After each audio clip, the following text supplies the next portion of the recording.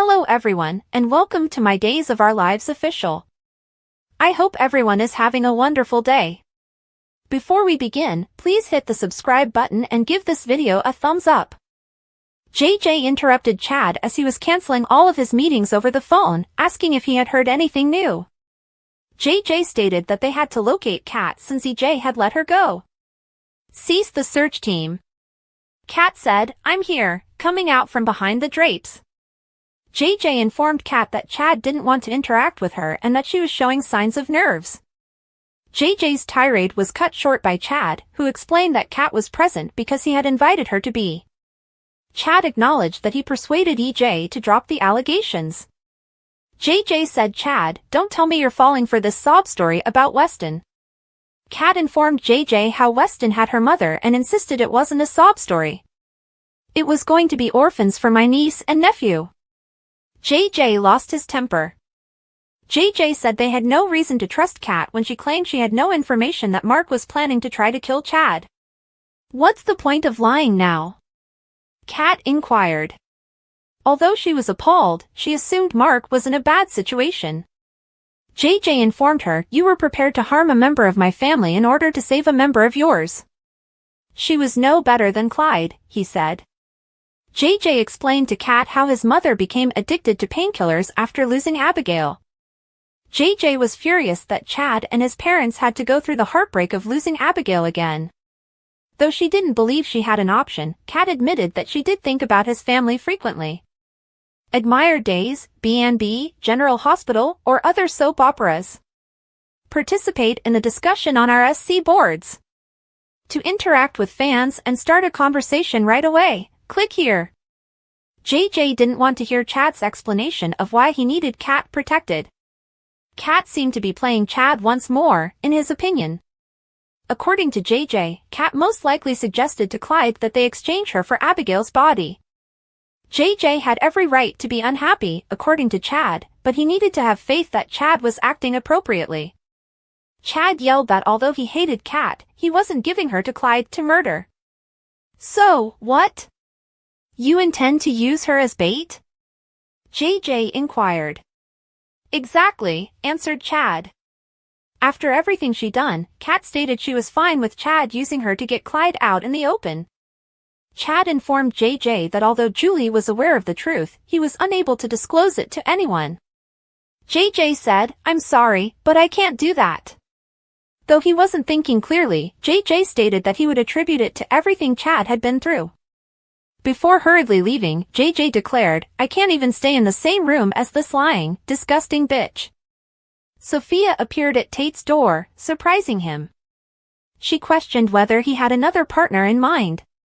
After seeing Holly, who expressed her desire for Tate to return, Sophia became concerned that Tate was avoiding her. According to Tate, Holly was aware that he had no intention of reconciling with her. Tate acknowledged to Holly that he had had sex with Sophia. He claimed to have told her the truth because he was sick of all the lies. Tate went on to say that he wouldn't have had an intimate relationship with Sophia before returning to Holly. Sophia pondered whether he was with her because he had to.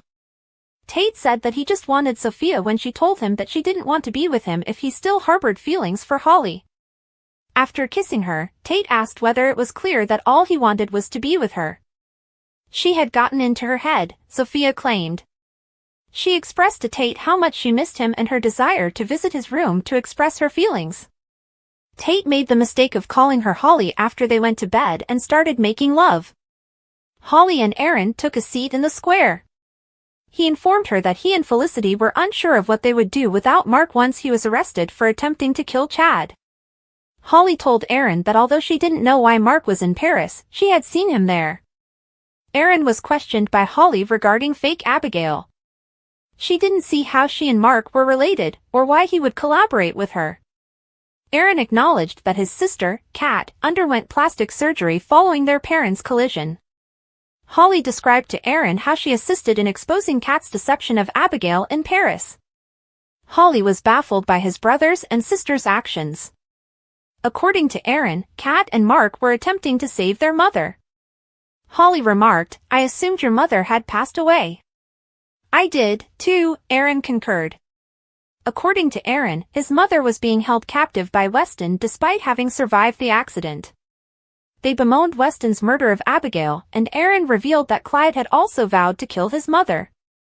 Aaron thought this mother had already passed away. By pushing Tate to go for it, Aaron acknowledged that he was to blame for Tate and Sophia's relationship. All right, he went for it. Holly claimed that he and Sophia had shared a bed.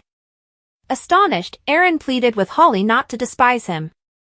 Holly told him that she was hurt that Tate had picked Sophia over her, but she wasn't angry with him. Jada informed Rafe at the pub that she didn't want to take over as commissioner. Rafe acknowledged this and stated he should count himself fortunate that Paulina still wanted his services as a detective. Rafe gave Jada the badge and congratulated her. Despite Jada's resistance, Rafe assured her that she was an excellent police officer and that he was happy Paulina also understood it. Jada had to go take care of stuff for work after receiving a call. Rafe, who also used to leave to go to work, understood. They decided to get together at home. Roman joined Rafe after Jada departed, and they talked about his demotion. Roman discussed the problem with Rafe and claimed to understand what it was like to be both in and out of the position. He suggested that instead of repressing his emotions, Rafe should be honest with himself about it. All right, you got me. Rafe said, I am pretty damn angry about this whole thing. He claimed that he had no trouble following instructions from a woman he loved. The demotion and the sense of disdain were more important. Rafe claimed that although losing his work was terrible, he had to come to terms with it. Or hire a lawyer. Claw the city, Roman proposed. Roman believed Paulina to be mistaken. The city was to retain Rafe's job while he recovered from his injuries received while on duty. Given that they had recently become engaged, Rafe didn't want to cause any trouble for Jada. Roman questioned how they could be content if he was secretly bitter about her holding a position that belonged to Rafe. Upon returning home, Jada discovered Gabi preparing a festive supper in honor of Rafe's reappointment as commissioner. She was sorry for him when she informed her of the change in plans. Rafe might have told Jada that he was cool with it, but he would not be, according to Gabi. Rafe and Jada were always honest about everything, Jada said Gabi. Rafe was hiding his true feelings, according to Gabi. She claimed that her brother's dignity would be hurt and that he wanted his job back. Gabi asked whether Jada was interested in working for Rafe. Gabi said to Jada, I think a part of you is thrilled to be Salem's first female black commissioner. Jada believed that Gabi was giving the impression that she was pleased that Rafe had lost his job. Gabi explained that she frequently clashed with Stefan because of her work. Jada could confide in her, she said. Jada said that if Rafe hadn't been demoted, she would have appreciated her promotion. Because I like to be in charge, she continued. You certainly do, Gabi concurred. Gabi vowed to keep quiet to Rafe, but urged Jada to tell Rafe the truth and hoped he would as well. When Rafe got home, Jada informed him that Gabi had prepared a festive dinner for him. Jada expressed her excitement over her promotion and told Rafe that Gabi helped her talk about her feelings. She declared her love for him and her desire to keep her career out of their relationship. Rafe expressed a similar sentiment. And for that reason, I'm leaving the force, he declared.